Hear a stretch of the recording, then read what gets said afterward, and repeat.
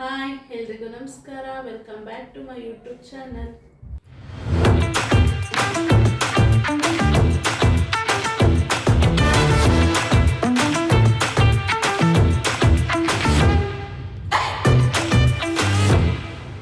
ನಾನು ಬೆಳಗ್ಗೆ ಬೇಗ ಎದ್ದು ಕಸ ಗುಡಿಸ್ಕೊಂಡು ನೆಲ ಒರೆಸ್ಕೊಳ್ತಾ ಇದ್ದೆ. ನೆಲ ಒರೆಸ್ಕೊಂಡು ಸ್ನಾನ ಮಾಡ್ಕೊಂಬಂದು ಬಾಗಿಲಿಗೆ ಪೂಜೆ ಮಾಡ್ಕೊಳ್ಳೋಣ ಅಂತ. ಇವತ್ತು ಭೀಮ ಅಮಾವಾಸ್ಯೆ ಹಾಕಿರೋದ್ರಿಂದ ಸ್ವಲ್ಪ ವಿಶೇಷವಾಗಿ ಪೂಜೆ ಮಾಡ್ಕೊಳ್ಳೋಣ ಅಂತ ಬಾಗಿಲಿಗೆಲ್ಲ ಅರಿಶಿನ ಹಚ್ಕೊಂಡು ಪೂಜೆ ಮಾಡ್ಕೊಳ್ತಾ ಇದ್ದೆ. ಈ ಥರ ಬಾಗಿಲಿಗೆ ಅರಿಶಿನ ಎಲ್ಲ ಹಚ್ಚೋದ್ರಿಂದ ತುಂಬ ಒಳ್ಳೆಯದಾಗುತ್ತೆ ಅಂತ ಹೇಳ್ತಾರೆ. ಲಕ್ಷ್ಮಿ ಕೂಡ ಒಲಿತಾಳೆ ಅಂತಲೂ ಹೇಳ್ತಾರೆ. ಆದ್ದರಿಂದ ನಾನು ಇದೇ ರೀತಿ ಯಾವಾಗಲೂ ಪೂಜೆ ಮಾಡಬೇಕಾದ್ರೆ ಬಾಗಿಲಿಗೆಲ್ಲ ಅರಿಶಿನ ಹಚ್ಕೊಂಡು ಪೂಜೆ ಮಾಡ್ತೀನಿ. ಅರಿಶಿನ ಹಚ್ಕೊಂಡು ಕುಂಕುಮ ಎಲ್ಲ ಇಟ್ಕೊಂಡು ರಂಗೋಲಿನ ಹಾಕ್ಕೊಳ್ತಾ ಇದ್ದೆ.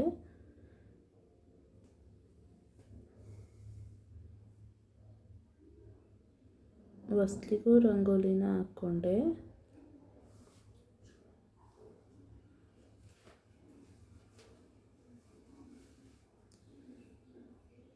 ಈ ಥರ ಪೂಜೆ ಮಾಡೋದ್ರಿಂದ ನಮಗೂ ಒಂಥರ ಮನಸ್ಸಿಗೆ ಶಾಂತಿಯಾಗಿರುತ್ತೇನೆ, ಚೆನ್ನಾಗಿರುತ್ತೆ. ಆವತ್ತಿನ ದಿನ ಎಲ್ಲ ಚೆನ್ನಾಗಿರುತ್ತೆ. ನಮ್ಮದು ಚಿಕ್ಕದಾಗಿತ್ತು ತುಳಸಿ ಗಿಡ, ಚೆನ್ನಾಗಿತ್ತು. ಅದಕ್ಕೂ ಸ್ವಲ್ಪ ಹಚ್ಕೊಂಡು ಕುಂಕುಮನೆಲ್ಲ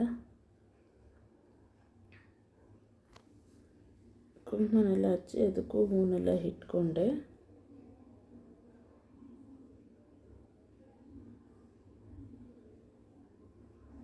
ಅದಕ್ಕೂ ಒಂದು ಪುಟ್ಟದಾಗಿರೋ ರಂಗೋಲಿನ ಹಾಕ್ಕೊಂಡು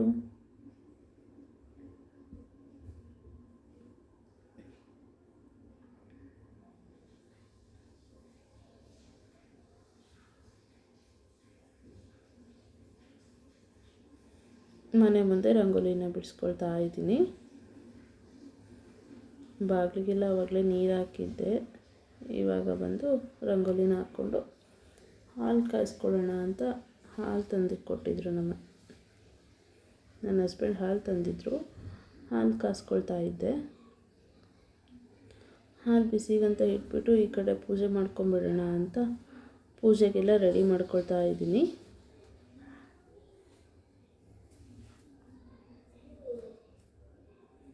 ಹೂವೆಲ್ಲ ಇಟ್ಕೊಂಡು ಪೂಜೆ ಮಾಡ್ಕೊಳ್ತಾ ಇದ್ದೆ. ನನ್ನ ಮಗು ನಾನು ಪೂಜೆ ಮಾಡ್ತೀನಿ ಅಂತ ಬಂದು ಕೂತ್ಕೊಂಡ. ಅವನಿಗೂ ಪೂಜೆ ಮಾಡಿಸ್ತಾ ಇದ್ದೆ.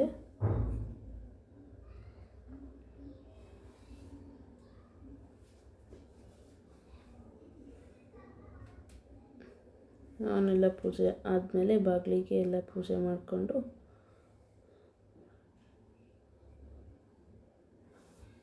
ಒಳಗಡೆ ಹೋದೆ. ಪೂಜೆ ಮುಗಿಸಿ ತಿಂಡಿಗೆ ಇವತ್ತು ಇಡ್ಲಿ ಮಾಡೋಣ ಅಂತ ಪ್ಯಾಟ್ರನ್ ಎಲ್ಲ ರೆಡಿಯಾಗಿತ್ತು. ರಾತ್ರಿಯೇ ಇಡ್ಲಿಗೆ ಹಾಕ್ಕೊಂಡೆ.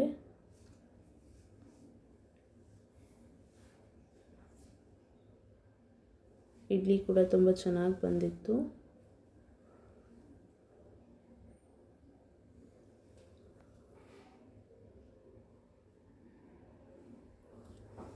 ಇಡ್ಲಿ ಮತ್ತು ಸಾಂಬಾರನ್ನ ಮಾಡಿದ್ದೆ ನಾನು. ಚಟ್ನಿ ಏನು ಮಾಡಿರಲಿಲ್ಲ.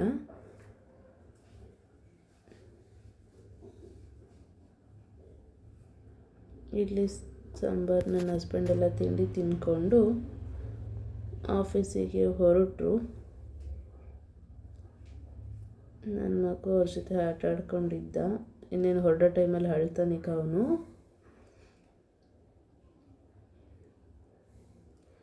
ಬೈಕಲ್ಲಿ ಹಂಗೂ ಒಂದು ಟ್ರಿಪ್ ಬೇಕು ಅಂತ ಹೇಳ್ತಾನೆ. ಸ್ಟಾರ್ಟಿಂಗ್ ಟಾಟಾ ಮಾಡ್ತಿರ್ತಾನೆ.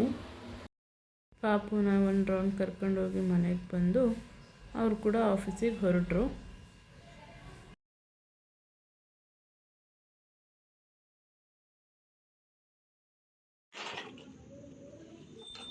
ನನ್ನ ಮಗನು ಸೈಕಲಲ್ಲಿ ಆಟಾಡ್ಕೊಳ್ತಾ ಇದ್ದ. ನಾನು MS ಕಲೆಕ್ಷನ್ಸ್ ಅನ್ನೋ ಒಂದು ಹೊಸ ಪೇಜ್ ಕ್ರಿಯೇಟ್ ಮಾಡಿದ್ವಲ್ಲ, ಅದ್ರ ಬಗ್ಗೆ ಸ್ವಲ್ಪ ಮಾತಾಡೋಣ ಅಂತ ಅಂದ್ಕೊಂಡು ಒಂದು ವಿಡಿಯೋನ ಮಾಡಿಕೊಂಡೆ ಅಷ್ಟೇ. ನಾನು ಒಂದು ಬಿಸ್ನೆಸ್ನ ಮಾಡಬೇಕು ಅಂತ ಅಂದ್ಕೊಂಡಿದ್ದೆ. 2-3 ಮಂತ್ಸಿಂದ ಅಂದ್ಕೊಂಡಿದ್ದೆ. ಬಟ್ ಈಗ 2 ಡೇಸಿಂದ ನಾನು ಸ್ಟಾರ್ಟ್ ಮಾಡಿದ್ದೀನಿ. ಅದು MS ಕಲೆಕ್ಷನ್ಸ್ ಅಂತ ಸ್ಯಾರಿ ಬಿಸ್ನೆಸ್ಸು. ಇನ್ಸ್ಟಾಗ್ರಾಮ್ ಪೇಜ್ ಇದೆ. ಪ್ಲೀಸ್ ಎಲ್ಲರೂ ಹೋಗಿ ಆ ಪೇಜ್ನ ಫಾಲೋ ಮಾಡಿಕೊಡಿ. ನಾವು ಯಾವ್ಯಾವ ರೀತಿ ಸ್ಯಾರೀಸ್ ತೊಗೊಂಬಂದಿದ್ದೀವಿ ಅಂತ ಆ ಪೇಜಲ್ಲಿ ಎಲ್ಲ ಥರದ ಫೋಟೋಸ್ನ ಅಪ್ಲೋಡ್ ಮಾಡಿದ್ದೀನಿ. ಮತ್ತು ಮೇಲ್ಗಡೆ ವಾಟ್ಸಪ್ ನಂಬರ್ ಕೂಡ ಕೊಟ್ಟಿದ್ದೀನಿ. ನಿಮ್ಗೆ ಯಾರಿಗಾದ್ರೂ ಬೇಕು, ಇಷ್ಟ ಆಯಿತು ಅಂದರೆ ಅಲ್ಲಿ ಕಾಣಿಸ್ತಿರೋ ವಾಟ್ಸಪ್ ನಂಬರ್ಗೆ ಕಾಲ್ ಮಾಡಿ ಬುಕ್ ಮಾಡ್ಕೊಳ್ಳಿ. ವಿಡಿಯೋ ಕಾಲ್ ಕೂಡ ಅವೈಲೇಬಲ್ ಇರುತ್ತೆ. ಏನಾದರೂ ಡ್ಯಾಮೇಜ್ ಇತ್ತು ಅಂದರೆ ಸ್ಯಾರಿಯಲ್ಲಿ ವಿಡಿಯೋ ರೆಕಾರ್ಡ್ ಮಾಡಿಕೊಂಡು ನನಗೆ ಕಳಿಸ್ಕೊಟ್ರೆ ನಾನು ಎಕ್ಸ್ಚೇಂಜ್ ಕೂಡ ಮಾಡಿಕೊಡ್ತೀನಿ ನಿಮಗೆ. ನಿಮ್ಮ ಅಮಾವಾಸ್ಯೆ ಆಗಿರೋದ್ರಿಂದ ಸ್ವೀಟ್ ಏನಾದರೂ ಮಾಡಬೇಕು ಅಂತ ಜಾಮೂನ್ನ ಮಾಡಿಕೊಂಡೆ. ನನ್ನ ಹಸ್ಬೆಂಡ್ ಕೂಡ ಮಧ್ಯಾಹ್ನ ಊಟ ಮಾಡಿಕೊಂಡು ಹೋಗಿ ಸಂಜೆ ಬಂದರು. ಪೂಜೆಗೆಲ್ಲ ನಾನು ಈ ಥರ ರೆಡಿ ಮಾಡಿಕೊಂಡಿದ್ದೆ. ರೆಡಿ ಮಾಡಿಕೊಂಡು ನಾನು ಕೂಡ ಈ ಥರ ಸ್ಯಾರಿ ಉಟ್ಕೊಂಡು ರೆಡಿಯಾಗಿದ್ದೆ. ರೆಡಿಯಾಗಿಬಿಟ್ಟು ಸಂಜೆ ದೇವಕ್ಕೆ ದೀಪ ಹಚ್ಕೊಂಡು ಭೀಮನ ಅಮಾವಾಸ್ಯೆ ಇರೋದ್ರಿಂದ ಪಾದ ಪೂಜೆ ಮಾಡಬೇಕಲ್ವ, ಅದಕ್ಕೆ ಪಾದ ಪೂಜೆ ಮಾಡೋಣ ಅಂತ ಮಾಡ್ಕೊಳ್ತಾ ಇದ್ದೀನಿ. ಪೂಜೆ ಎಲ್ಲ ಮಾಡಿಕೊಂಡು ಹೇಗೋ ಪೂಜೆ ಮಾಡಬೇಕಾದ್ರೆ ನನ್ನ ಮಗ ಸುಮ್ಮನೆ ಅವ್ನ ಪಾಡ್ಗೆ ಅವ್ನು ಆಟಾಡ್ಕೊಳ್ತಾ ಇದ್ದ. ನಾನೆಲ್ಲ ಅಳ್ತಾನೋ ಅಂತ ಅಂದ್ಕೊಂಡ್ಬಿಟ್ಟಿದ್ದೆ.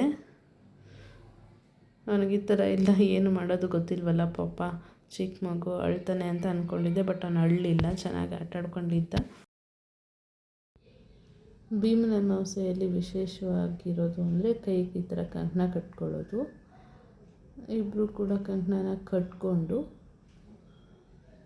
ಪೂಜೆ ಎಲ್ಲ ಮಾಡಿಕೊಂಡೆ.